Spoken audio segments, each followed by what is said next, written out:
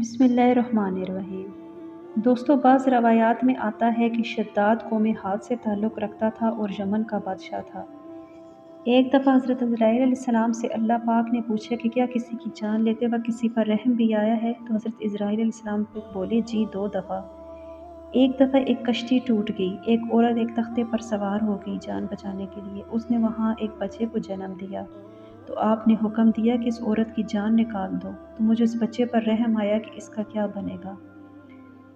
اور اس کے بعد شداد کی جان نکالتے وقت رحم آیا کہ کم بخت نے اتنی محنت سے جنت بنائی تھی اور آپ نے اسے دیکھنے بھی نہ دی اور جان نکال لی۔ تو اللہ تعالیٰ نے فرمایا کہ تمہیں خبر بھی ہے کہ اسرائیل کے یہ شداد کون ہے؟ بولے نہیں۔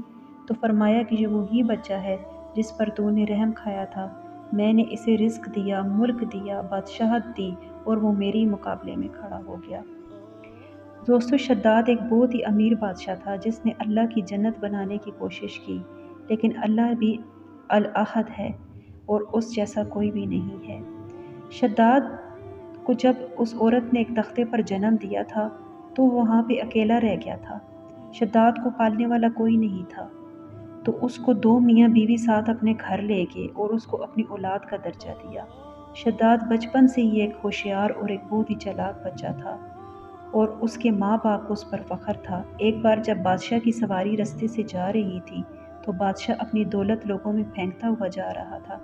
رستے میں جب بادشاہ نے سرما پھینکا تو لوگوں نے سوچا کہ اس سرمے کو شداد کے اوپر استعمال کر کے دیکھتے ہیں۔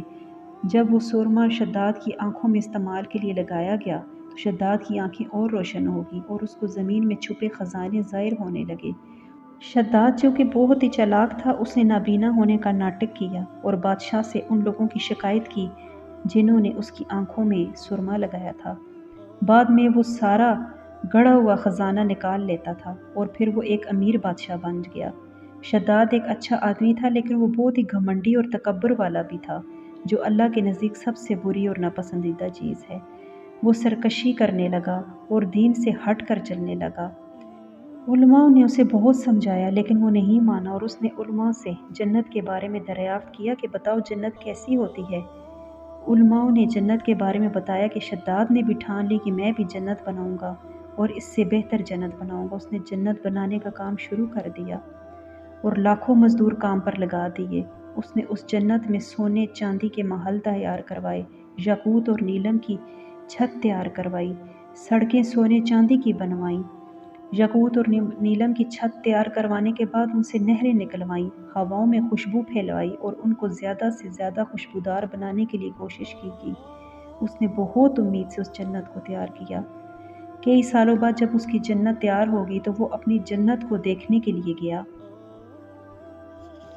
جیسے ہی دوستوں وہ اپنی جنت کو دیکھنے کے لیے اس کے دروازے کے پاس پہنچا تو ابھی وہ دروازے کے ایک پاؤں اس کے اندر تھا اور ایک باہر تھا، وہ کیونکہ افتتاح کرنے گیا تھا۔ تو حضرت عزرائیل علیہ السلام حاضر ہو گئے اور انہوں نے اس کی جان نکال لی اور اس دروازے پر گر کر مر گیا اور اسے وہ جنت دیکھنا نصیب نہ ہوئی۔ بے شک اللہ تکبر اور سرکشی کرنے والوں کو پسند نہیں فرماتا۔